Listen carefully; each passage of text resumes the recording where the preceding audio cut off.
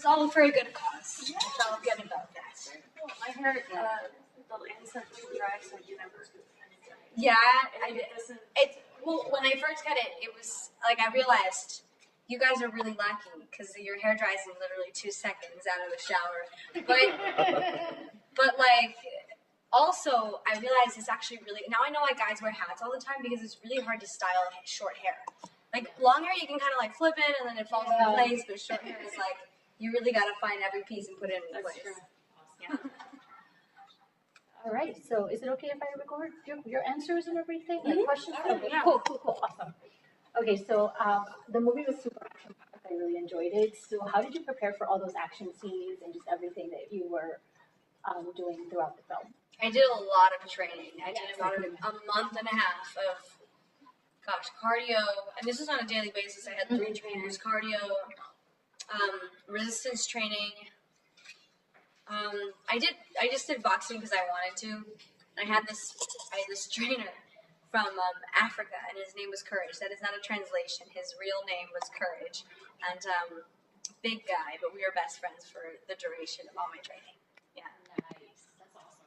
I mean, because it takes a lot, and when you see the film, like you see, like you're doing so much. Just a running scene alone. Yeah. Especially when you're like 5 feet tall and trying to run it with your Robert, and you're trying to catch up with him. Yeah. It's really hard. He's not like, well, everyone's super tall compared to me, but yes, he's pretty average height, but still, he's Mark Wahlberg. He wakes up at 5 in the morning every day and works out, then goes golfing, and then goes to 7. Yeah, he's very and then he goes to bed at 9 or something. And I go to bed as late as possible because I have schoolwork, right? And then I wake up as late as possible. And I just kind of roll over and then hop into the van on the way to set. So, yeah. So were you filming and then go to the trailer and then do homework? Yeah, it was, okay, so we had to have a minimum of 3 hours of school on the set.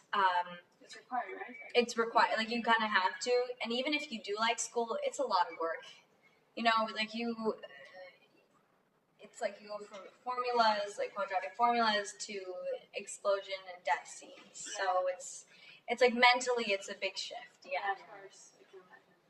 You're also memorizing your lines and getting into character and reading the script. And Memorizing lines was it was interesting because a lot of times we didn't even stick with the script. Yeah, it was a lot of improv, that line that Mark Wahlberg goes, he's little J-Lo. Yeah. That was improvised, yeah. Yeah, I love J-Lo, so I'm all right with that. And what was one of, I love the movie. I thought it was very action-packed and just everything.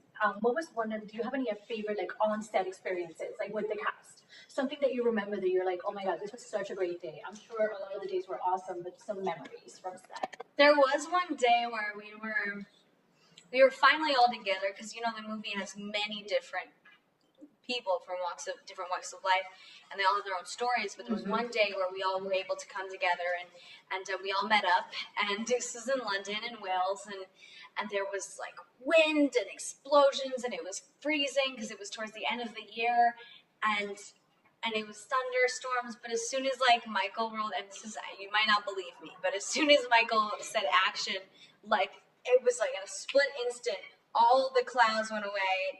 There was a freaking double rainbow. This is in Wales, so anything's possible. Yeah. But there was a double rainbow, and then it was beautiful, and the sun was glistening on the grass, and we all just started cracking up in the middle of this really intense scene. That's the last shot of the movie. We just all started laughing because it described the set perfectly. You're working hard every day, and you almost get so involved in it. It feels real when you're fighting for your life, and then just sun would come out randomly, and it was great. It was a great feeling and experience. Yeah. Is there any specific person that you had the most fun on set with? Ooh. Look, Mark Wahlberg's great, but he didn't want me to talk to boys. Josh Duhamel was so funny, and we're probably at the same maturity level. I gotta be honest with you. Oh gosh. Laura was nice too because she was the only female on set, and not on set, but in the movie. So whenever she was there, I would just hold on to her, she was the only shred of humanity left. But it was just great to talk to her and complain about how we were wearing heels throughout the movie. and running. And then, but Anthony Hopkins, I gotta say, takes the cake with this one because he's just so he's so funny. Like all of his lines in the movie were Yeah. basically hilarious. Yes. Especially when he tells the prime minister to shut up. That was Yeah, that was. he's like, and you don't really see that side of him either. But I saw that side of him offset. Yeah, that everything was pretty much improvised. But he's fantastic because when I first met him, you have this image of what your idols are in person, and you kind of are scared to meet them because you're like, what if they're not that great? Yeah. And so when I first met him, I was a little nervous, and I couldn't even get a word out. But when Michael Bay was like, "Oh, this is the star of our movie," like the little young star of our movie, and Anthony Hopkins, I couldn't speak, and he literally just grabs me and he pulls me like a bear hug and lifts me off the ground, and it was like the greatest greeting I've ever gotten in my entire life. Yeah, and I'll never forget it either because it's just like sometimes you just want to do that. You just need a hug, and that was fantastic. Yeah. Do you have a favorite Transformer? Either Bumblebee or Squeaks. Yeah. And watching the movie, I just actually saw it this morning. Yeah, it's a lot, right? It's like From watching it this morning, I was like, wow. it's this morning. Can you watch these movies in the morning? Is that possible? They're so like I'm super tired in the morning.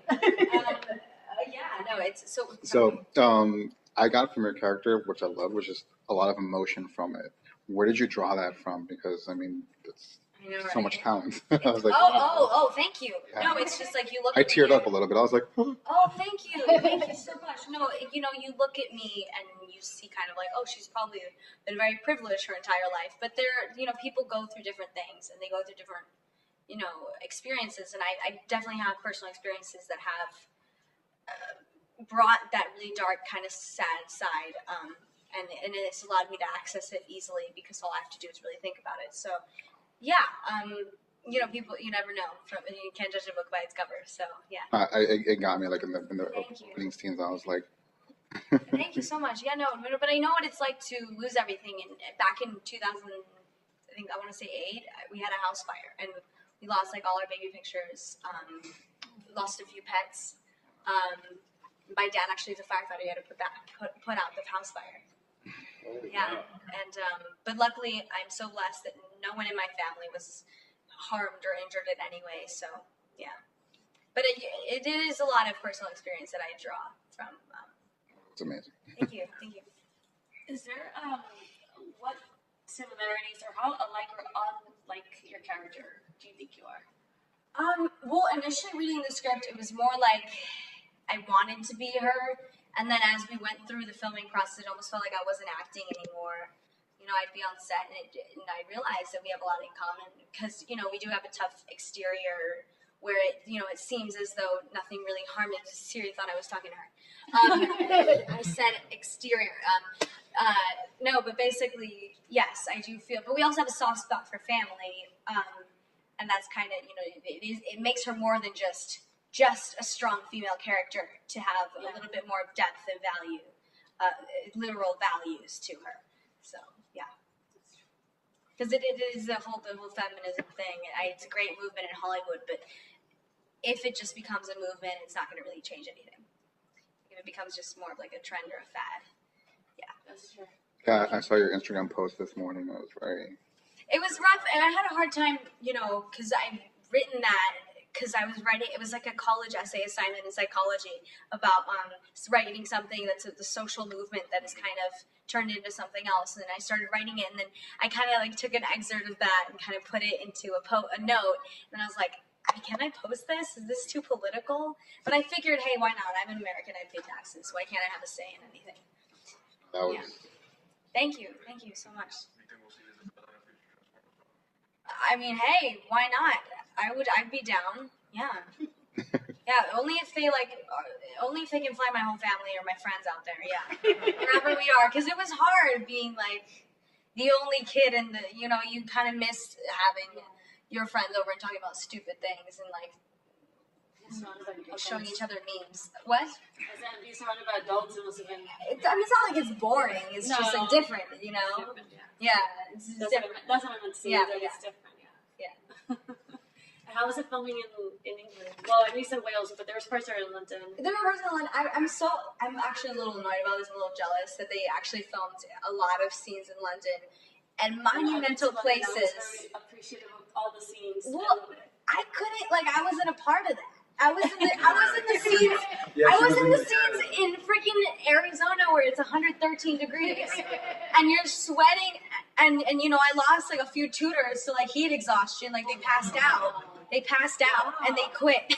So like, I was stuck with that. And then they were like in London and castles and churches and war places. And I was like, oh wow, okay, thanks guys for the invite.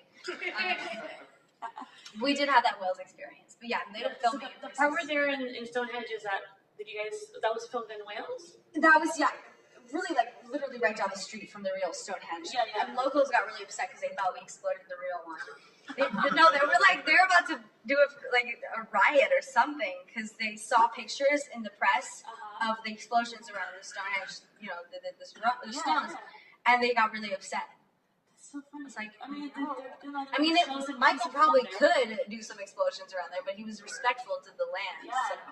Yeah. So, yeah. I have a quick question.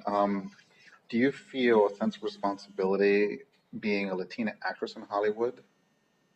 How do you, I guess, take that on your shoulders with everything going on nowadays with the whole women and the pay gap?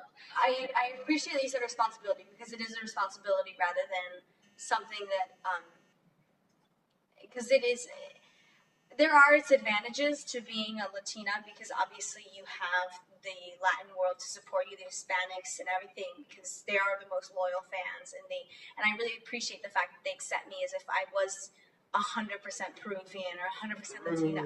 I'm half and half. Are you really? And everyone's from Lima, so I'm guessing you're from. Families from Huancayo. Oh, okay. Yeah, so like my grandpa's, your dad, my grandpa. But yeah. You're from what, Peru? Mm-hmm, yeah. But it is a responsibility because you know a lot of times I do lose parts to fully white girls. I mean, let's be honest, not because of there's a stereotype there, but solely because young girls my age are playing the daughters of people, and you have to look like them. And the majority of adult actors in Hollywood are white.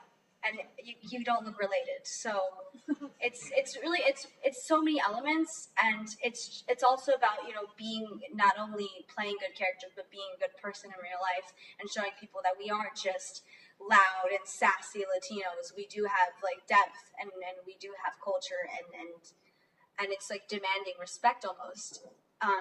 And I think there is a movement going on, and I'm glad I can be a part of it. I mean, you look at Becky G, you look at oh gosh, I mean, Salma's been doing it for a long time. Eugenio Derbez, yeah, you see there are people working there, and then you see it. It's underground, it's subtle, but it's there, and we're getting there. So, last question. Okay, so this is just like a really general Transformers question. You're saying you're a Latina actress and you're so excited. I'm Puerto Rican, so I can totally relate to that. When you got the part, how did you feel just about getting a part in the movie that's so massive and just something that people are going to really enjoy? Yeah, I was ultra shocked because I didn't think I was going to get it. The role was like 18, 19, kind of 20-year-old. Yeah. But, and Michael Bay was actually going to hire someone the day before. He was going to cast someone. And then the casting director told him, like, you have to see this tape that some girl sent in from her house in Ohio. And he saw me and he was like, oh, she is so young, like 14, and he realized that he wanted an authentic kid. So yeah, I mean, I was genuinely shocked because I thought he was gonna cast or hire some like model who's like 7 feet tall. Yeah, Awesome. So it was a great opportunity. No, that's amazing. I You really did a great appreciate job. him too. You know, the role wasn't written to speak Spanish at all. Oh.